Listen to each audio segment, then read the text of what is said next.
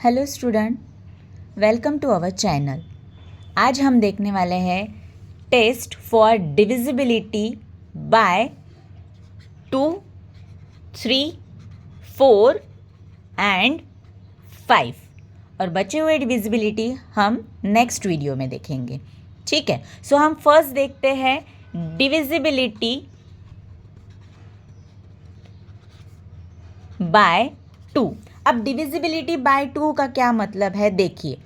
A number is divisible bye 2 if the digit at a one place is 0, 2, 4, 6 और 8।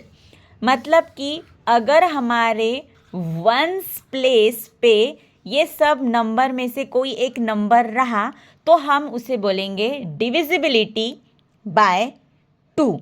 जैसे कि हम example लेते हैं एक, अगर हमारे पास एग्जाम्पल है 4, 3, 5, 6।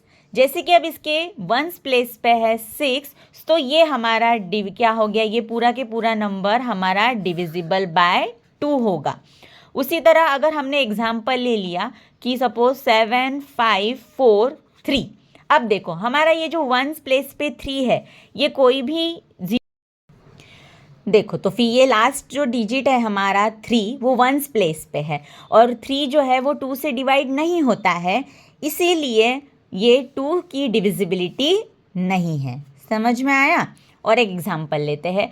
अगर हमारे पास में ये एक कोई भी नंबर है जो लास्ट में है 0, ये है हमारा वंस प्लेस पे 0 और हमारी डिविजिबिलिटी का हमने अभी बोला था कि अगर लास्ट में मतलब कि वंस प्लेस पे 0, 2, 4, 6 और 8 इनमें से कोई भी डिजिट रहा और तो वो होता है डिवाइड 2 से, इसीलिए हम कहेंगे कि ये नंबर जो है ये हमारा डिविजिबिलिटी है। किसकी है? 2 की। ठीक है, उसी तरह अब हमें देखना है डिविजिबिलिटी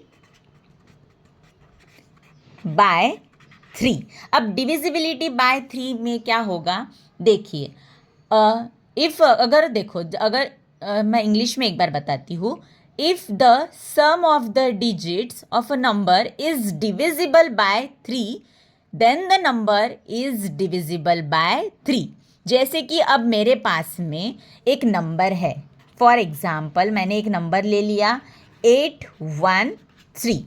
ठीक है, क्या है मेरे पास में 813। अब मैं ये इन तीनों को ऐड करती हूँ, जैसे कि 8 + 1 + 3। सो देखो 8 + 1 कितना होता है 9 + 3, तो 9 + 3 कितना होगा 12। अब देखो मुझे बताओ ये नंबर 12 जो है ये 3 के टेबल में है ना, राइट। अगर 3 के टेबल में है और ये नंबर 3 से डिवाइड हो रहा है, ये नंबर 3 से डिवाइड हो रहा है, तो मतलब कि ये जो हमारा 813 है ये पूरा की पूरा डिविजिबिलिटी है हमारी 3 की, मतलब कि ये पूरा की पूरा नंबर हमारा 3 से डिवाइड होगा। समझ में आ रहा है मैं क्या बोल रही हूँ? अगर मैंने एक और नंबर ले लिया, मैंने एक एग्जाम्पल ले लिया और डिविजिबिलिटी के लिए, सपोज ये एक है मेरे पास 721। ओके, अब 721 देखो हम ये तीनों नंबर को ऐड करेंगे। सो 7 + 2 + 1, जैसे कि 7 + 2 कितना होता है 9, 9 + 1 10। अब मुझे बताओ ये जो 10 है ये हमारा डिवाइड होगा क्या 3 से? नहीं होगा, इसीलिए ये जो 721 है इज नॉट डिविजिबल बाय 3। समझ में आ रहा है मैं क्या बता रही हूँ? ओके, नाउ हम देखेंगे थर्ड डिविजिबिलिटी किसकी? 4 की, डिविजिबिलिटी बाय 4। अब डिविजिबिलिटी बाय 4 मतलब क्या है, देखो। अ number is divisible bye 4 if the number formed by the last 2 digit of a number is divisible by 4।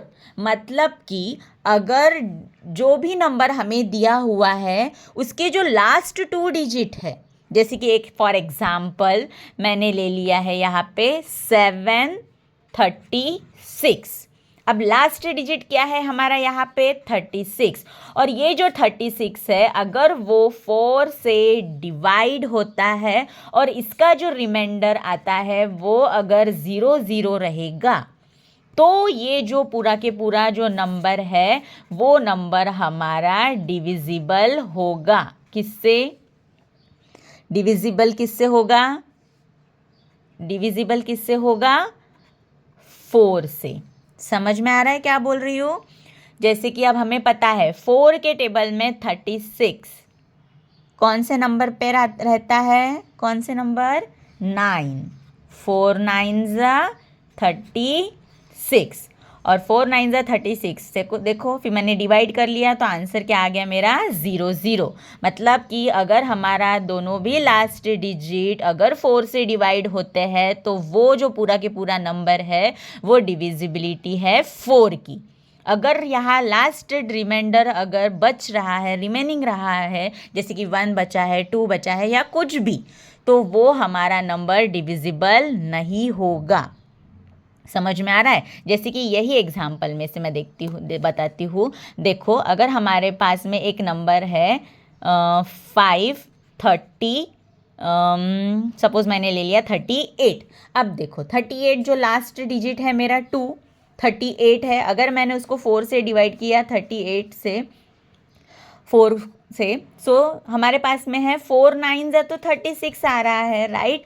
तो 8 में से माइनस मैंने 6 किए तो यहाँ कितना बच रहा है? 2 और 3 - 3 0। सो मेरा रिमाइंडर बच रहा है 2। मतलब कि ये जो नंबर है 538 ये है हमारा नॉट डिविजिबल बाय 4।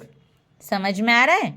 ठीक है। अब हम नेक्स्ट देखते हैं। हमारे पास है डिविजिबिलिटी है हमारे पास 5 की। किसकी हमें देखना है? डिविजिबिलिटी 5 की, राइट।